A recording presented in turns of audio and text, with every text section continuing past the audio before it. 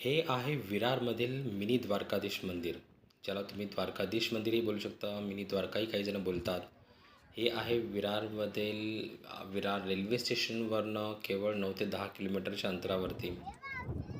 इथे तुम्ही रिक्षाने जाऊ शकता. ₹50 पर हेड आणि रिटर्नचे 100 होतात. समोर प्रशस्त पार्किंग एरिया आहे, जो फ्री आहे. लेफ्टला एक कॉलेज आहे, जिथला वॉशरूम तुम्ही वॉशरूम फॅसिलिटीसाठी वापरू शकता, अगदी फ्री. आणि हा असा काही एरिया आहे मंदिराच्या समोरचा. खूप मोठी जागा आहे आणि खूप चालायचंही आहे. सीनियर सिटीजन किंवा ज्यांना चालायला आवडत नाही, त्यांनी याची नोंद घ्यावी. आम्ही गेलो होतो एप्रिलच्या महिन्यात. गरमी होती फार आणि फारच चटके लागत होते पायाला. खासकर चप्पल काढल्यानंतर पुढे तुम्हाला दिसेलच चप्पल काढण्याचा स्टँड आहे. त्याच्यानंतर मग फारच चटके लागतात. उन्हाच्या वेळी म्हणजे दुपारच्या वेळी जेव्हा आम्ही गेलो होतो, तशा वेळी तुम्ही जर गेलात तर चप्पल स्टँड तुम्ही ते डावीकडे बघू शकता, अगदी फ्री आहे. तुमच्या मर्जीने तुम्ही तिथे काही देऊ शकता पैसे. आणि आम्ही गेलो होतो तेव्हा तिथे भंडारा पण होता. तर तिथे छान असं जेवण भेटत होतं, प्रसाद भेटत होता म्हणजेच देवाचा. सकाळची वेळ तुम्ही इथे बघू शकता, जी मी दिलेली आहे. आम्ही गेलो होतो दुपारच्या वेळी 12:15 ते 12च्या दरम्यान, जेव्हा आम्हाला आरती भेटली होती. फार छान होतं आणि सगळे बसून मस्त एकदम आरती म्हणून झाल्यानंतर आम्ही दर्शन घेतलं होतं मंदिरात. मंदिर हे दुमजली वाटतं, ज्यात बऱ्याचशा पायऱ्या आहेत समोर तुम्हाला, ज्यात चढून जावं लागतात मुख्य गाभाऱ्यापर्यंत पोचायला. छान नक्षीकाम, कोरीवकाम, सुबक अशा मूर्ती आहेत मंदिरात बघण्यासाठी.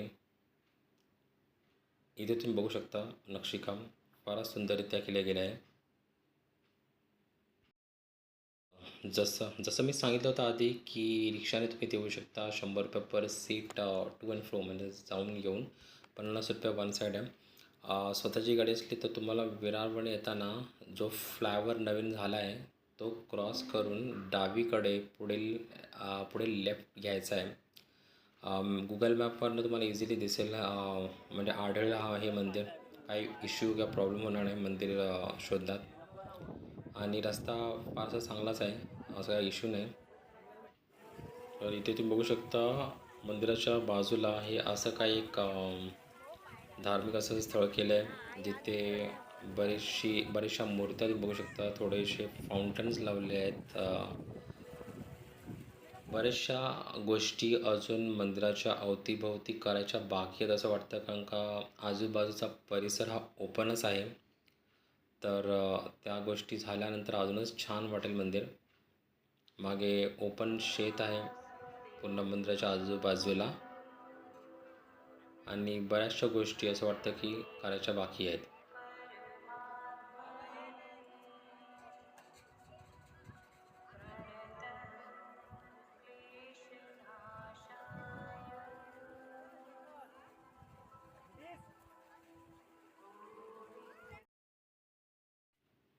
तर तुम्ही विरार, वसई, नालासोपारा या परिसरात राहत असाल, किंवा त्याच्या पुढेही म्हणजे वैतरणा, पालघर, सफाळे, तर तुम्ही नक्कीच इथे भेट देऊ शकता.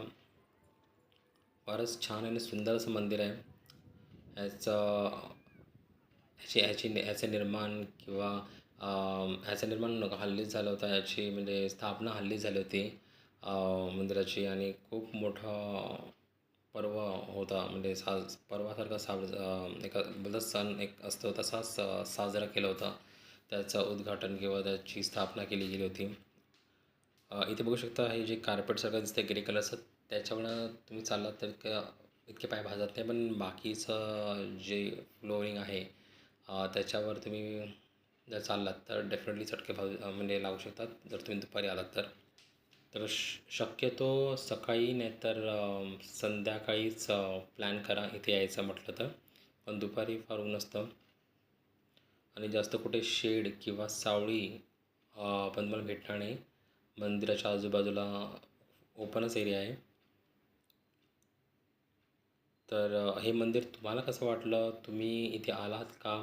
आला असाल तर त्याबद्दल अजून काही माहिती तुमच्याकडे काही असेल तर नक्कीच कमेंट करा.